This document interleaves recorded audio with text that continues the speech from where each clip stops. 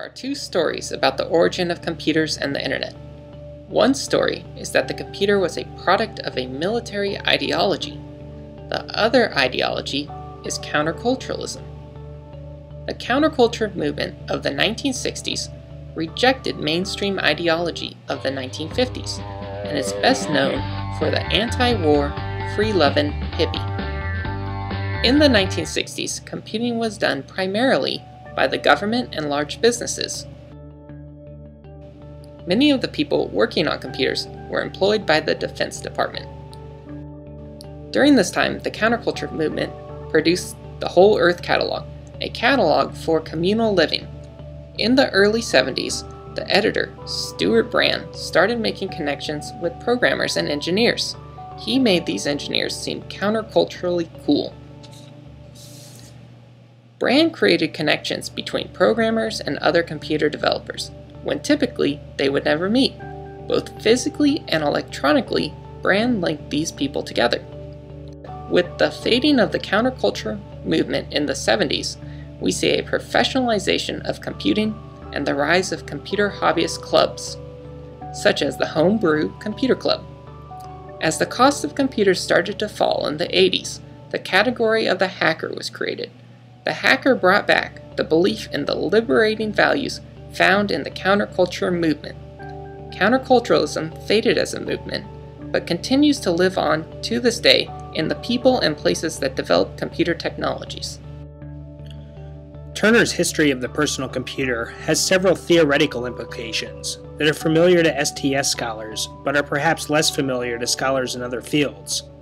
These theoretical implications are important because they shed light on the nature of innovation, as well as the relationship between people, innovation, and technology.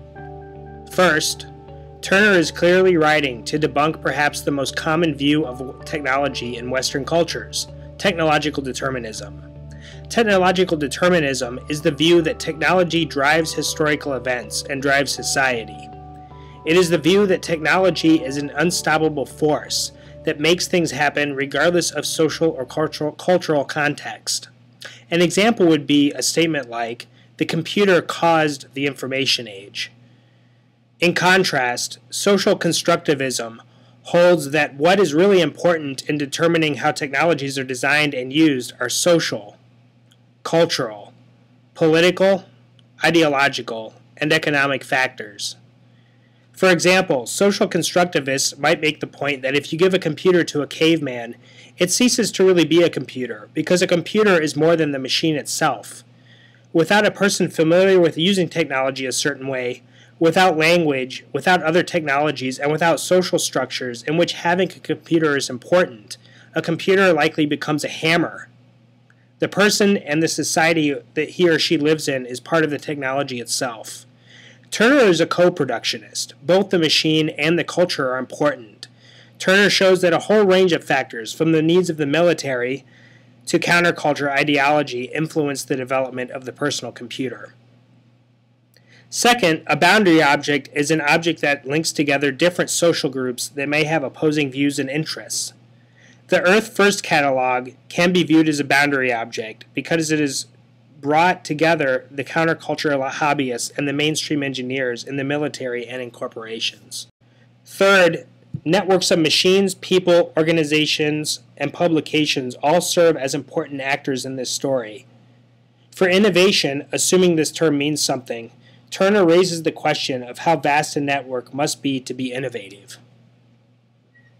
In the context of Virginia Tech, can wholly internal organizations such as ICAT be truly innovative without some outside counterculture of hobbyists breaking the rules, challenging assumptions, or just messing around? A key theme that comes up over and over is the importance of geography to innovation. Many of the key players were extremely close to one another in the Bay Area. This raises the question of whether Virginia Tech has geographical limitations to innovation.